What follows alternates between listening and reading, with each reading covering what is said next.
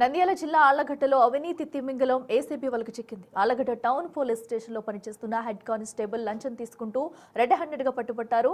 హత్యాయత్నం కేసులో రఘునాథాచారి అనే వ్యక్తిని రిమాండ్కు పంపకుండా ఉండాలంటే 35,000 రూపాయలు ఇవ్వాలని సదరు కానిస్టేబుల్ డిమాండ్ చేశారు. ఇప్పటికీ 20,000 వసూలు చేసిన ఆయన మిగిలిన నగదు తీసుకుంటుండగా కర్నూలు ఏసీబీ అధికారులు మెరుపు దాడి చేసి అదుపులోకి తీసుకున్నారు. ఈ వ్యవహారంలో స్టేషన్కు చెందిన ఇతర అధికారుల ప్రమేయంపై డీఎస్పీ సోమన్న విచారణ జరుపుతున్నారు. కానిస్టేబుల్ నివాసంలో సోదాలు నిర్వహించేందుకు అధికారులు సిద్ధమవుతున్నారు.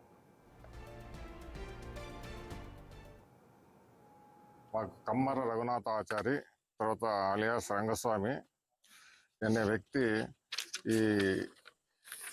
ఇతని పైన తర్వాత వీళ్ళ అన్న పైన ఇద్దరి పైన కేసు ఉంది, రిజిస్టర్ అయింది. ఇక్కడ ఆలగడ్డ టౌన్ పోలీస్ స్టేషన్లో క్రైమ్ నెంబర్ వచ్చి 22/26. ఇది అండర్ సెక్షన్ 118. అంటే ఇది అర్ట్ కేసు. ఇది కొట్టినాడని, రాయితో కొట్టినాడని ఇతని పైన ఇదైంది. దీనికి హెడ్ కానిస్టేబుల్ వచ్చి అతన్ని డబ్బులు ఇవ్వకపోతే రిమాండ్ పంపిస్తాను అని చెప్పి బెదిరించి 15,000 డబ్బులు ఈరోజు తీసుకుంటుండగా పట్టుకున్నాము. ఆల్రెడీ ఇంతకుముందు 20,000 తీసుకున్నాడు. ఇదే కేసులో 35,000 సెటిల్ అయింది. ఆల్రెడీ 20,000 తీసుకున్నాడు. ఇప్పుడు రిమైనింగ్ 15,000 ఇస్తుంటే ఈరోజు పట్టుకోవడం జరిగింది. అదే